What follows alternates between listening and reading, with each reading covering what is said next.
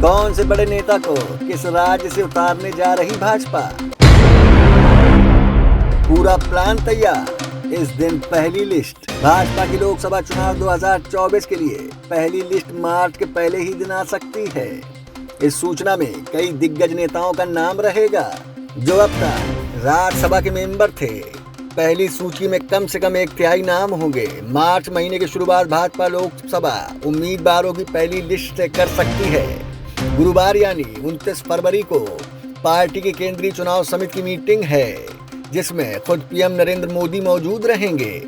इस मीटिंग में 130 सीटों पर सबसे पहले बात होगी, जहां आज तक भाजपा जीत नहीं सकी है। माना जा रहा है कि पहली लिस्ट में करीब 150 नाम होंगे और इसमें ये 130 सीटें भी शामिल होंगी।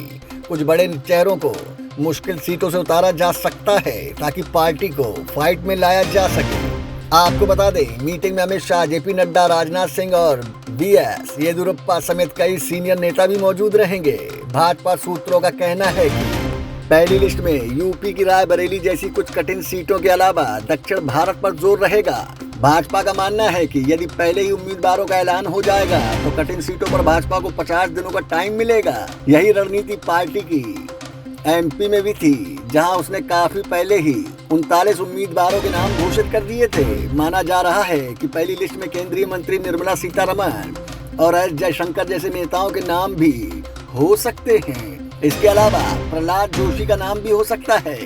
इस मसले पर सवाल पूछा गया तो जोशी ने किसी का नाम नहीं लिया। उन्होंने कहा कि ये तो केंद्रीय चुनाव समिति का फैसला होगा।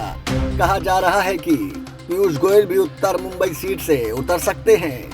उनके बारे में तो वर्ल्ड ट्रेड ऑर्गेनाइजेशन के चीफ गोजी ओकोंजो-इवियाना के कमेंट में भी चर्चा शुरू हो गई है।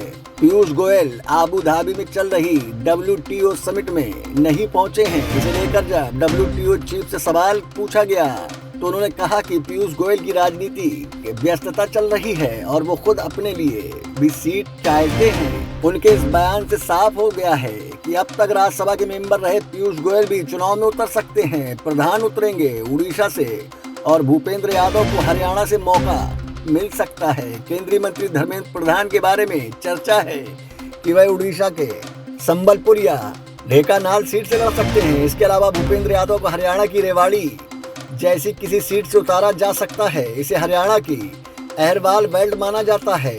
बता दें कि भाजपा ने इस बार राज्यसभा चुनाव में जेपी नड्डा, अश्विनी वैष्णव, एल मुरुगन और सुधांशु त्रिवेदी जैसे नेताओं को ही दोबारा राज्यसभा भेजा है। इसके अलावा बाकी नेताओं को मौका नहीं मिला है। यही नहीं, चर्चा यहाँ तक है कि जिन नेताओं को लगातार आसान सीटों से जीत मिल रही है, उन्हें कहीं और से भी उतारा जा सकता है। ब्यूरो रिपोर्ट, माई भारत। देश का सबसे बड़ा राज्य उत्तर प्रदेश, देश की राजनीति का सबसे बड़ा अखाड़ा, माई भारत बनेगा आम जनता की आवाज।